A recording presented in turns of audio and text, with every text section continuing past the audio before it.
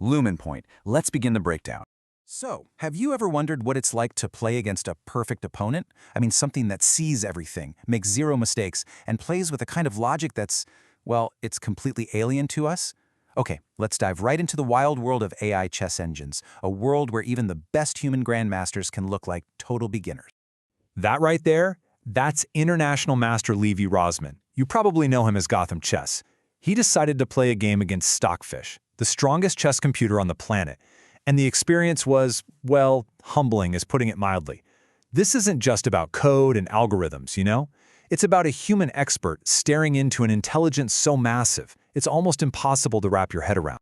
And this chart, wow, it just lays it all out. In chess, we measure skill with something called an Elo rating.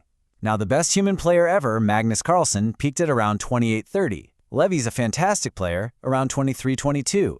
And Stockfish, its Elo is over 3500. So get this, the skill gap between Stockfish and the greatest human player in history is wider than the gap between that same human and a pretty decent club player. It's not just a different league, it's a whole different sport. So the big question is, how? How on earth can a machine be this good at chess? To figure that out, we're going to take a peek inside the mind of the machine itself with a little help from Gary Linscott, a software engineer who's been working on computer chess for more than 20 years. Well, the first part of the answer is just pure mind-bending brute force. In just 30 seconds, Stockfish can analyze over 1 billion possible positions. That is more chess than a human being could see in 100 lifetimes. A Grandmaster is using intuition, they're recognizing patterns. The machine, it's just doing the math on a scale we can't even comprehend. All right, so to really get how Stockfish's brain works, we've got to break the game down into its 3 phases. You've got the opening, the middle game, and the end game. And as we're about to see, the AI's approach to each one is profoundly different from ours. And this, right here, illustrates the core difference perfectly. A human player relies on intuition, on memorizing opening theories, and on a really good day, they can maybe see 5 or 10 moves ahead. Stockfish, on the other hand, runs on pure calculation. It couldn't care less about theory, it just does a real-time search and can see 50, maybe 60 moves into the future. It has no fear, no hope, no opinions. It just plays the move it calculates is best, every single time. So how does it do that? It uses this thing called an evaluation function. And this is the key. It's not about remembering what a book says is a good opening. Instead, you've got this giant neural network that has basically absorbed millions of games, and it's learned what makes a position good or bad. So from the very first move, Stockfish isn't just thinking about the opening, it's already calculating what the endgame is going to look like. Now, let's wade into the middle game. This is what Levy Rosman calls a gigantic ocean, a massive, branching tree of possibilities where all the real action happens.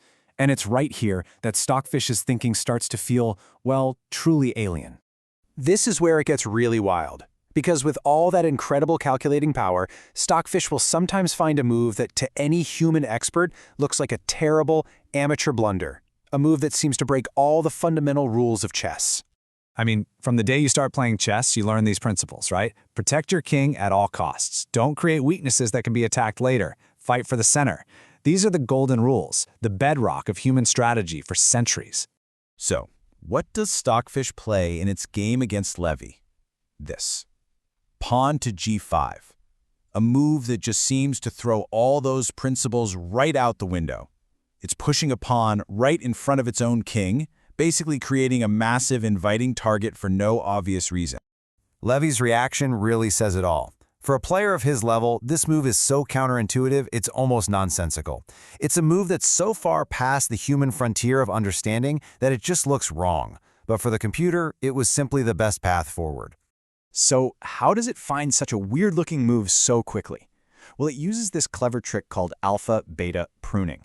Instead of analyzing all 41 possible moves in that position, the algorithm can immediately tell that a bunch of them are just terrible, like moving your knight somewhere it'll get captured for free, and it just cuts them out of its search. This lets it focus all its immense power on the few moves that are actually promising. And now we get to the end game. And look, if the AI's middle game is alien, its end game is something else entirely. It's perfect. This is where the probability of winning turns into the absolute certainty of a solved puzzle. Just look at this incredible example from the 2018 World Chess Championship. You've got Magnus Carlsen and Fabiano Caruana, the 2 best players on the planet, and they reach this position. To them, it looks like a fortress. They can't see a winning path. So they agree to a draw. But while the entire human world just accepted the draw, Stockfish was, in Levy's words, screaming from cyberspace. It saw something nobody else did, a forced checkmate. Not in 5 moves, not in 10, but in 35 moves. 35 perfect moves from both sides, leading to an inevitable win. The sheer depth of that calculation is just beyond any human capability. It completely redefines what it even means to master this game. And this perfection is possible because once you get down to 7 or fewer pieces on the board, well, chess is a solved game. Stockfish uses these things called endgame tablebases, a massive database of every possible combination. So it's not even calculating anymore, it's just looking up the answer.